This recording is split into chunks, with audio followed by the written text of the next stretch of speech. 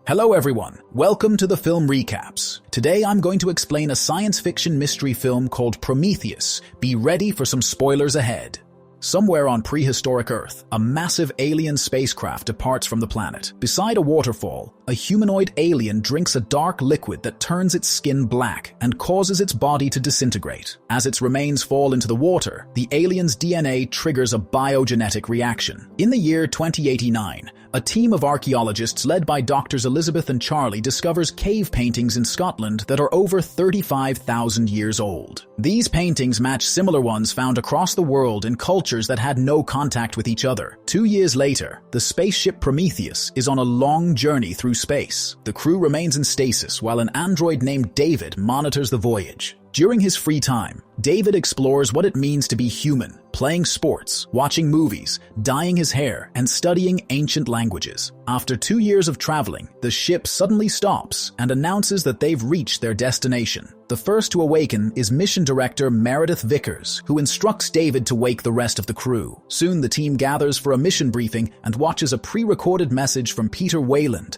the CEO of Wayland Corporation, and the man who funded the expedition. He explains that by the time they watch the message, he's already dead, and that David is the closest thing to a son he'll ever have. He has always wanted to know where we come from and what happens when we die, which is why he supported Elizabeth and Charlie's theory and funded the mission. They take the floor and explain that the paintings they found all over the world depict a star map leading to a planet with its own sun capable of sustaining life, and that's where they are now. They think this map was left by some aliens Elizabeth calls engineers, because her theory says they were the ones that created humankind, although the rest of the crew is skeptical. Eventually, Prometheus lands near a large artificial structure in a valley. With 6 hours of daylight remaining, the exploration team suits up and enters the structure. Once they get inside, Fifield sends 2 special probes that map the whole area, allowing them to find their way through a series of corridors. As they move deeper inside, they discover a chamber with a breathable atmosphere suggesting that something within is producing air. Meanwhile, David finds a green slime containing numerous particles and emitting a faint electrical noise. Using his knowledge of ancient languages, he activates a wall panel. This causes a sudden hologram of running figures to appear through the corridors,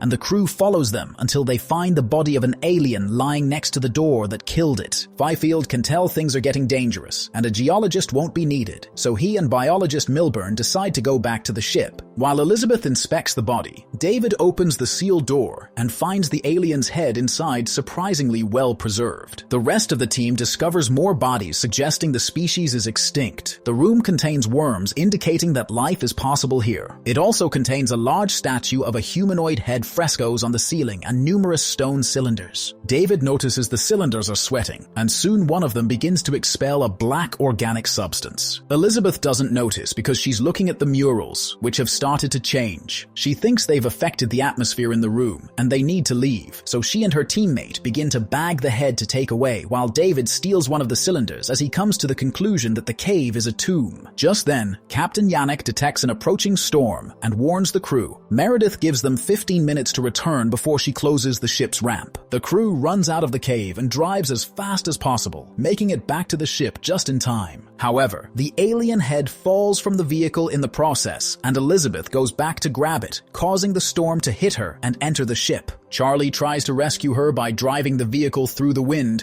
but he ends up getting stuck as well, and in the end they must be pulled away by David with a set of wires. Afterward, the crew begins working on decontaminating their bodies in the hangar only to discover Milburn and Fifield haven't come back yet. It turns out the 2 scientists are lost inside the cave. Yannick manages to contact them to explain they can't pick them up because of the storm, meaning they'll need to wait until morning. Meanwhile, the team sterilizes the head, and a quick scan reveals it's not an exoskeleton, it's a helmet. When they open it, they find a humanoid alien head inside with new cells changing on its forehead, so they decide to run a stem line into his brain to make it think it's alive. The trick works, and the face starts gesturing, but things go wrong quickly. and the overstimulation ends up making it explode. Elizabeth takes a closer look at the sample she took from the head and is delighted to discover that its DNA matches a person's, meaning her theory had been right, and these guys created the human race. Meanwhile, David goes to offer an update to a cryosleep pod that holds a mysterious person. Nobody else knows about it except for Meredith, who violently demands David tell her what the person said. David only says they were asked to try harder. Then David investigates the stolen cylinder and finds the black liquid inside. He secretly takes a drop of it and deliberately infects Charlie by giving him a glass of champagne containing the substance. Afterward, Charlie joins Elizabeth in her room and she gets to share the news about the DNA, so they celebrate by getting frisky. In the cave, Milburn and Fifield are looking at a creepy pile of alien bodies when they suddenly get a call from Yannick, who warns them that the scanner found signs of a life form nearby. They begin to worry, but just like that, the ping on the scanner disappears, and Yannick blames it on a glitch. Eventually, Milburn and Fifield come across the room with the monolith and find the black liquid coming out from the cylinders. To their surprise, they find a reptile-type alien swimming in the liquid, and when Milburn comes closer, the creature gets attached to his arm to try to break it. Fifield cuts the creature off to help him, only to get the alien's corrosive fluid sprayed on his helmet, which eats through the plastic and reaches his face. The creature gets inside Milburn's suit and kills him. The next morning, Charlie wakes up feeling unwell and notices there's something weird in his eyes. Yannick calls everyone to inform them the storm's gone, but he can't make contact with the scientists, so they'll go looking for them. The group searches the cave. David stays behind on purpose and takes his own path, sending a recording of what he sees to Meredith. He finds another room full of thousands of cylinders and alien armor,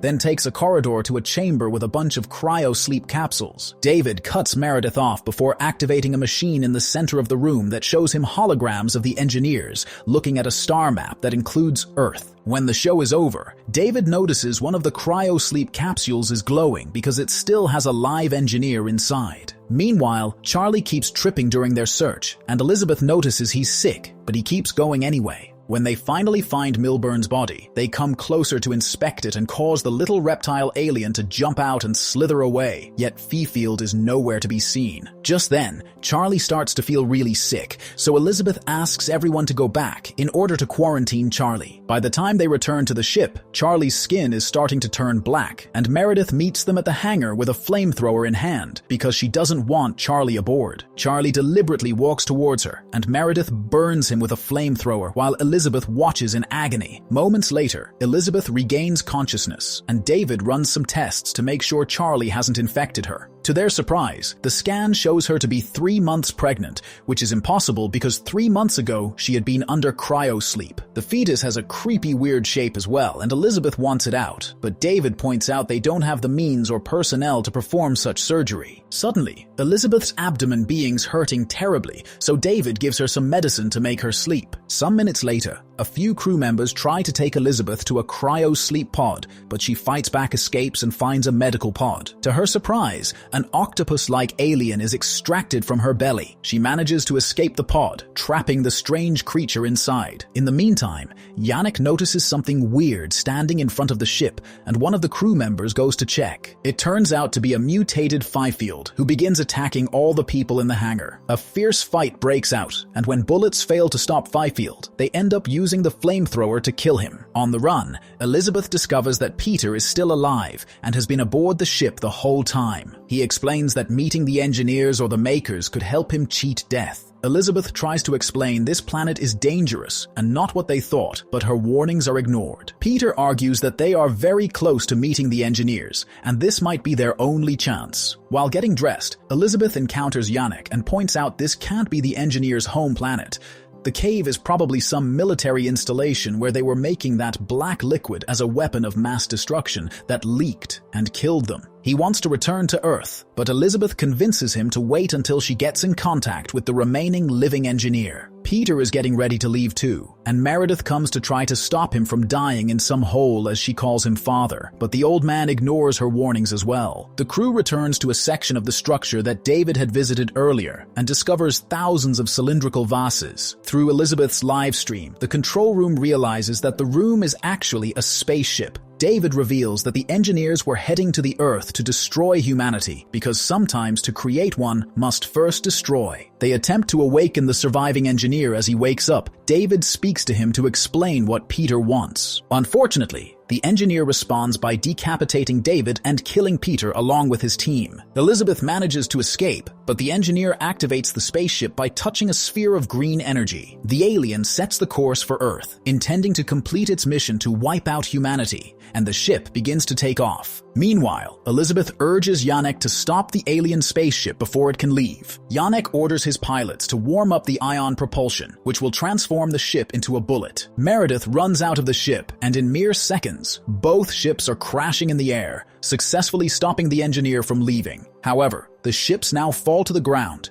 and Elizabeth and Meredith have to run away before they get crushed. Meredith isn't fast enough and dies, but Elizabeth manages to survive by finding cover next to a rock. Then Elizabeth goes into Prometheus to get some supplies and hears some noises deeper inside. After grabbing an axe to defend herself, she goes to investigate and discovers her alien offspring has escaped the medical pod and has grown into a huge size. Just then, David contacts Elizabeth and tells her to run, but it's too late. The engineer shows up and pushes Elizabeth against the wall to kill her. Elizabeth opens the door behind her, which releases the alien offspring that immediately jumps on the engineer. As Elizabeth runs away, the alien thrusts an ovipositor down the engineer's throat and subdues him. David then pleads with Elizabeth for help and claims that there is still another ship and he could fly the ship. Elizabeth decides to rescue David but makes a request. Instead of returning to Earth, she wants to travel to the engineer's home planet in hopes of understanding why they created humanity, and David accepts. Before David and Elizabeth leave the planet on an alien ship, Elizabeth returns to Prometheus one last time to send a message to Earth explaining what happened. Moments later, a black alien creature emerges from the dead engineer's body, while Elizabeth and David begin their journey to the engineer's planet. What do you guys think about this movie? Let me know in the comments below. And if you liked the video, please hit the like and subscribe to the channel for more content.